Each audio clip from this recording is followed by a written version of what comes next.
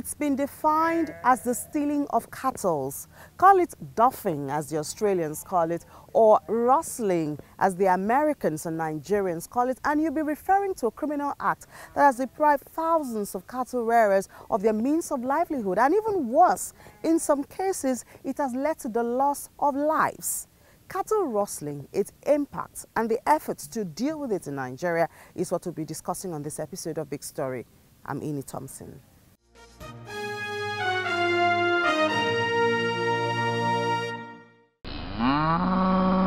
Between 2013 and 2015, 28,000 cattle were rustled and 264 herdsmen killed in the process in Plateau State. This is according to Miyetti Allah Cattle Breeders Association of Nigeria.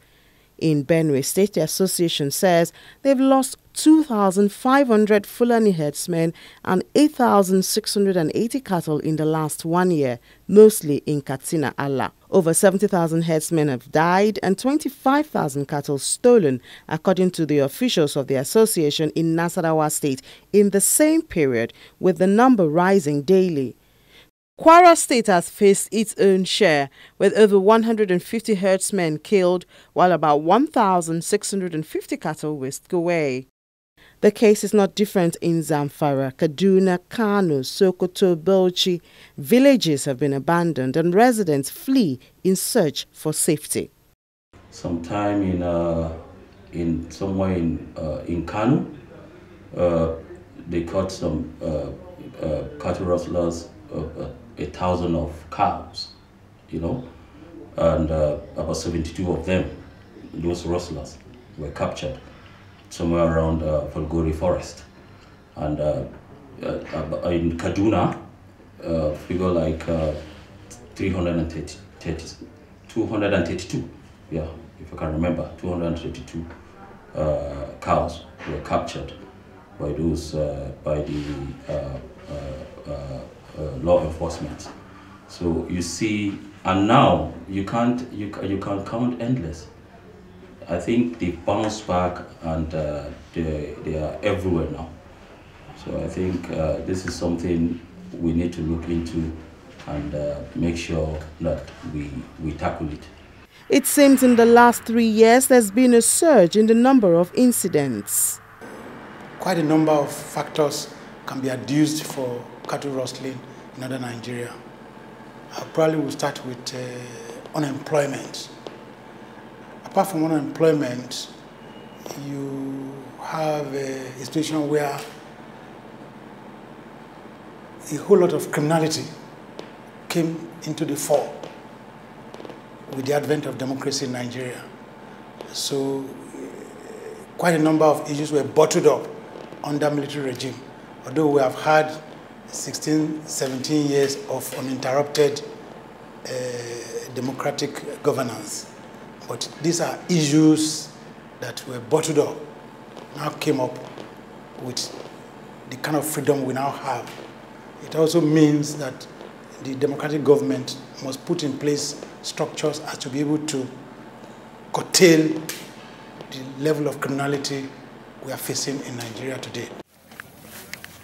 It's also been observed that most of the affected areas share borders with Falgore Forest, which extends through Kaduna, Kano, Katsina, Plateau, Zamfara, and Bauchi, and this includes the now notorious Sambisa Forest.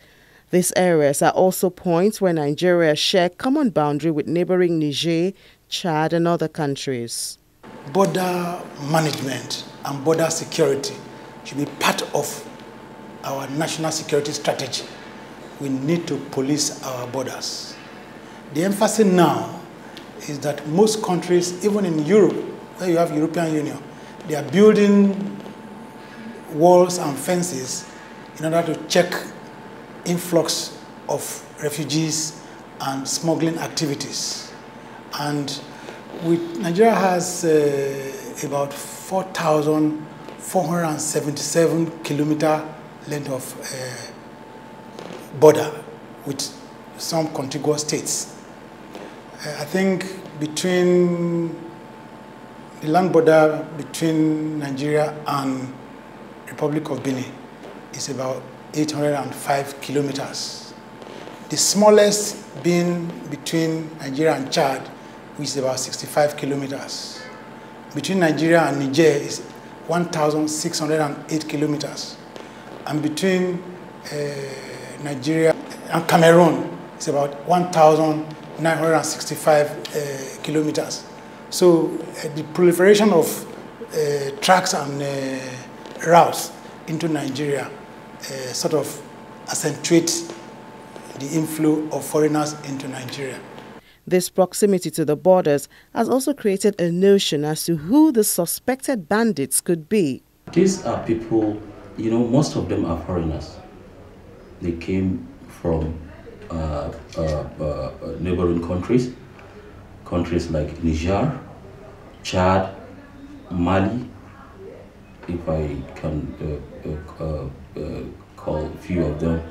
So they come from foreign countries, and that's the reason why I think the government has to look into our borders. That is not to say that we don't have Nigerians amongst them, particularly when you look at other security challenges, armed robbery, kidnapping, and cross-border armed banditry. So you have both foreigners and some unscrupulous Nigerians perpetrating illegality in our country. The police has a first-hand information on their identity, especially having recorded several arrests across the affected states. In Kano, about 309 have been identified in over 2 months. The first confrontation I had when I ventured into Falgore Forest was the arrest of one very tall, taller than me, whose name is Umaru Dogo Ndaye. From the last name, you will definitely know. Before he gave up, because he was fatally wounded in the course of our engagement with him, although he injured some of my men, but we were able to get him.